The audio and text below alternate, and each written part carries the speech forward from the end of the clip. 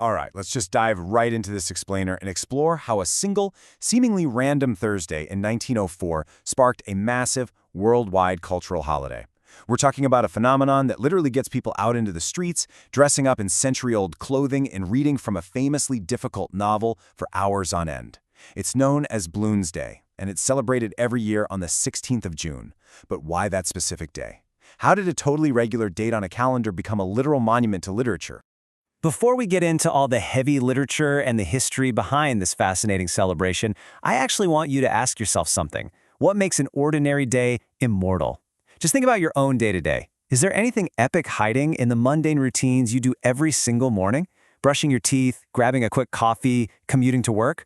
As we're going to see, the absolute genius behind Bloomsday is the realization that the most ordinary days of our lives might actually be the most profound. Section 1. A very personal date. To truly understand this global phenomenon, we have to start by zooming all the way in on a quiet, intimate memory. We aren't looking at the date of a famous battle or the signing of some grand political treaty. Here's the crucial point. The famous Irish writer James Joyce didn't pick this date for any historical or public reason. He chose it to immortalize his very first romantic encounter with his future wife, Nora Barnacle. According to the historical record, on June 16, 1904, the two walked to Ringsend, right on the south bank of the River Liffey in Dublin, and shared a profound moment of intimacy. When Joyce later sat down to write his modernist masterpiece, he decided to set the entire massive novel on this exact day. So whenever people around the world are celebrating Bloomsday, they are fundamentally celebrating the anniversary of this intensely private romantic walk. Section 2. One ordinary Dublin day. Let's look at how that private memory actually built the canvas for a revolutionary novel. Joyce took that personal date and used it as the setting for a book called Ulysses. When Joyce finally published Ulysses in Paris, this was right on his 40th birthday back in 1922, the book was just a staggering achievement. He structured it across 18 distinct episodes. And what's absolutely incredible here is that all 18 of those episodes track the movements of three main characters over the course of one single day, that exact same day, June 16, 1904. From the early morning hours, way late into the night, we as readers are literally following their every single footstep across the city. This really brilliantly illustrates Joyce's whole method. You see, he didn't just invent a fantasy world. No, he took the entirety of early 20th century bourgeois Dublin and turned it into this exact, realistic stage. We're talking real tramps, actual local pubs, shops, specific churches, and exact street names, all mapped out with absolute documentary precision. It is so geographically precise that readers figured out pretty quickly, hey, you could literally walk the route of these characters in real life. He anchored his fiction so firmly in the reality of Dublin that the city basically becomes a living, breathing character in the book itself. Which brings us to this really beautiful insight. The more ordinary and exact the city, the more extraordinary the minds moving through it. By obsessively detailing the everyday, mundane environment, the actual physical streets and buildings of Dublin, Joyce created this stark, realistic contrast. And it's exactly that realism that makes the enormous, complex interior monologues of the characters feel so grounded and, well, completely true. Now, to actually pull this off, Joyce utilized the technique you might have heard of, stream of consciousness. Instead of just describing what a character is doing from the outside looking in, this fluid, highly experimental narrative style brings us directly into their heads. We get to experience their intricate inner lives, the raw sensory logic of their subconscious, all those messy, unfiltered thoughts playing out in real time as they navigate the streets. We're seeing the world exactly as they perceive it, moment by moment on that specific Thursday in June. Section 3. The epic and the everyday. So let's zoom out a bit to look at the towering literary significance of all this. Because Ulysses isn't just a meticulously detailed map of Dubliners going about their day. It's actually a mirror of a famous ancient myth. What's so fascinating is how Joyce takes the aristocratic heroes of Homer's epic poem, the Odyssey, and recasts them as ordinary, flawed people in 20th century Ireland. The legendary Greek hero Odysseus, he's reimagined as Leopold Bloom, a Jewish advertisement canvasser just wandering around Dublin.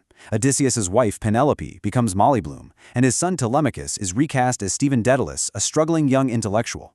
The entire 18-episode structure of Ulysses, loosely but very deliberately, corresponds to the episodes of Homer's ancient epic. He's essentially forcing us to contrast the divine quests of antiquity with the mundane realities of modern life. Think about it.